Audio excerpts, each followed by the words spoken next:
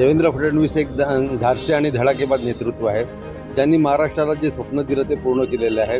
आज त्यांनी त्यांच्या कारकिर्दीमध्ये आपण बघितले तर महाराष्ट्राचा जो विकास झालेला आहे तितका विकास आत्तापर्यंत कुठल्याही सरकारमध्ये झालेला नाही। जे देवाभाऊ बोलतात ते देवाभाऊ करतात। आज शैक्षणिक क्षेत्र असून दे, टेक्नॉलॉजी असून दे, सामाजिक शैक्षणिक अशा सर्वच संस्थांमध्ये त्यांनी काम केलेलं आहे आणि आज महाराष्ट्र जो प्रगत होत आहे ही देवाभाऊंची जी त्यांची विचारसरणी होती आणि त्यांनी जे स्वप्न बघितलेलं होतं आणि स्वप्नाच्या ध्येयपूर्तीकडे देवेंद्रजी गेलेले आहेत आणि आज आपल्याला हा विकसित महाराष्ट्र दिसतोय, हा देवेंद्रजींमुळे दिसतोय।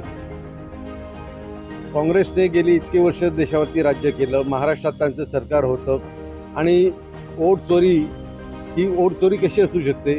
त्याच्यामध्ये दुबार नावं असू शकतात, त्रिबाल नावं असू शकतात, काही नावं गाळलेली असू शकतात, मतदार याद्या सदोष असू शकतात। ही मतचोरी कशी असू शकते? जर मतचोरी ही जर असू शकत असेल तर काँग्रेसने इतके वर्ष हेच केलं का, हे मला विचारायचं आहे त्यांना।